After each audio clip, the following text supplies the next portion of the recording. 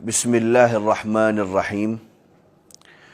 आज के इस वक्फ संशोधन 2024 से जुड़े कार्यक्रम में मैंने बहुत सारे वक्ताओं को सुना जिन्होंने वक्फ तरमीमी बिल को लेकर के अपने अपने विचार रखे हैं।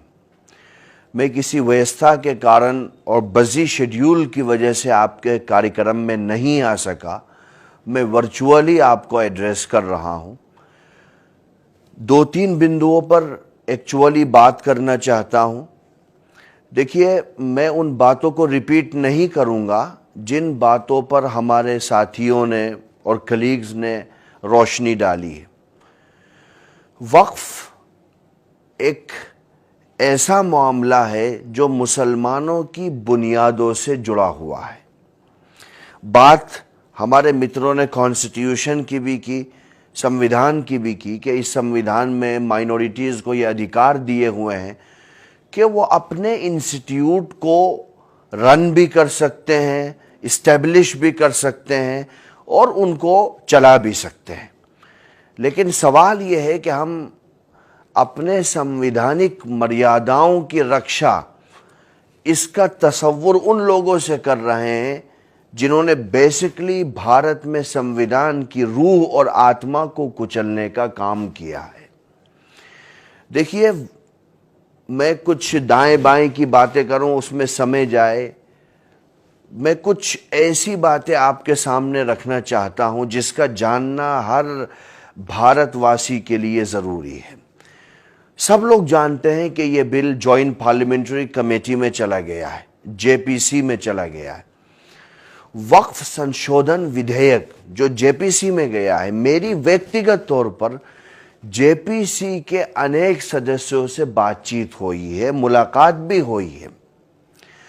वो साफ तौर पर यह कह रहे हैं कि सरकार मन बना चुकी है कि वो वक्फ संशोधन विधेयक 2024 को पार्लियामेंट के अंदर पेश करेगी। ये मन बना चुकी है सरकार। ये मैं नहीं कह रहा हूं, ये जेपीसी के लोग कह रहे हैं। अब सवाल क्या है, हम लोग भी, हमारी कम्युनिटी में भी लोग अभी तक ये समझ नहीं पाए हैं कि हमें इस लड़ाई को लड़ना कैसे है।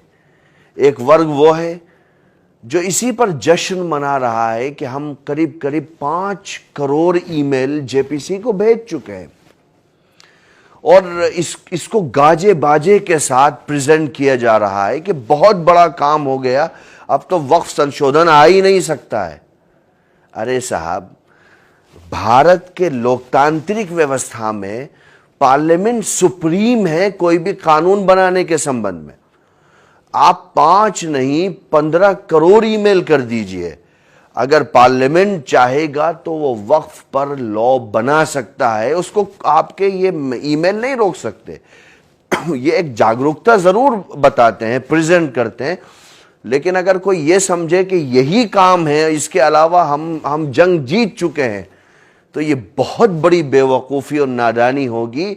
Supreme, constitutionally supreme law making power parliament के पास है। और जेपीसी में कितने मेंबर हैं साहब? 15 मेंबर तो उन लोगों के हैं जो इस बिल को लाए हैं और 14 मेंबर उन लोगों के हैं जो इसको अपोज कर रहे हैं। कल अगर वो मेजोरिटी अपनी रखें तो 1 वोट से मेजोरिटी तो वहां भी उनको प्राप्त है। अब सवाल यह है कि करना क्या है। क्या सिर्फ रेजोल्यूशन पास करने से? आप लोगों ने कार्यक्रम किया, मैं बहुत उसकी कदर करता हूं, लेकिन क्या ये कार्यक्रम, क्या हम 10-15 लोग या 100 लोग एक रेजोल्यूशन पास कर देंगे और सरकार को दे देंगे और ये कहेंगे कि साहब हम इसको नहीं मानते? अरे भाई, हम तो पहले से कह रहे नहीं मानते, लेकिन वो आ तो गया ना बिल, अभी जेपीसी में है, कल वो पास भी हो जाएगा। अब इसमें 2 काम करने हैं पूरी कम्युनिटी को, और ये लड़ाई आने वाली नस्लों की, आपकी रिलीजियस आइडेंटिटी, डिग्निटी, इंटीग्रिटी की है। काम सिर्फ उन स्टेट में होना है बेसिकली, वैसे काम पूरे मुल्क में होना है, लेकिन बेसिकली उन स्टेट में काम होना है जहां पर वो पॉलिटिकल पार्टीज जीत करके आई हैं जिनकी बैसाखियों पर यह सरकार टिकी हुई है। आप क्यों नहीं पूछते नीतीश कुमार साहब से कि आपको तो मुसलमानों ने वोट किया है, आप अगर बिहार में 2005 से सत्ता में हो तो मुस्लिम वोट के बगैर आप सत्ता में नहीं रह सकते हो। क्यों नहीं आप चंद्रबाबू नायडू साहब को पूछते, क्या मुसलमानों ने आपको वोट नहीं किया है? आप क्यों नहीं इन राज्यों में एक आंदोलन खड़ा करते हो, लोगों को बताते हो? क्या संविधान ने हमें आंदोलन करने का अधिकार नहीं दिया है? मैं किसी हिंसा की बात हरगिज नहीं कर रहा हूं, मैं संविधान में दिए हुए मौलिक अधिकारों की बात कर रहा हूं कि आंदोलन शांति प्रिय क्या हम बिहार में और आंध्र प्रदेश में नहीं कर सकते हैं? अगर आप इन पॉलिटिकल पार्टीज के खिलाफ पब्लिक मीटिंगें नहीं करोगे और जन आंदोलन नहीं खड़ा करोगे तो साहब इस बिल को दुनिया की कोई ताकत रोक नहीं सकती। लीगली सिस्टम कुछ ऐसा है, आपके पास मेजॉरिटी सरकार के पास नहीं है।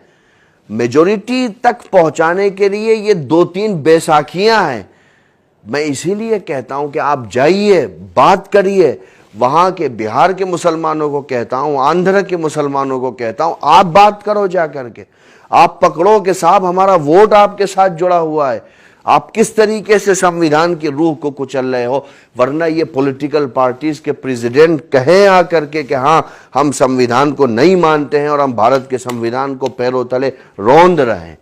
अगर ऐसा नहीं हो सकता तो आप ये सब छोटी मोटी मीटिंगों से और आपके रेजोल्यूशन पास करने से और 2-4-6 करोड़ ईमेल करने से कुछ नहीं होगा। आप जाओ जेपीसी के लोगों के साथ मीटिंग करो तो पता चलेगा कि बात कितनी आगे चली गई है और समय कितना कम है। वो तो ले आएंगे उसे, अब किस जो सेशन होगा वो उसी सेशन तक का समय है, उसके बाद वो समय भी खत्म हो जाएगा। इसलिए मैं विस्तार से नहीं जाऊंगा, मैं उसमें नहीं जाऊंगा कि क्लोज में अपन आपत्ति है, इस क्लोज में नहीं है।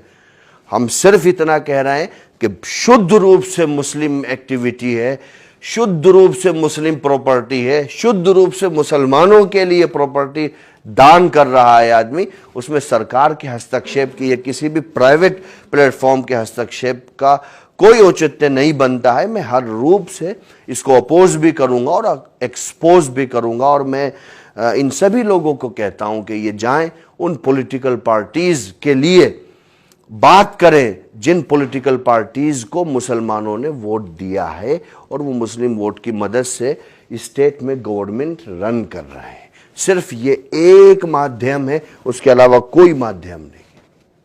Thank you.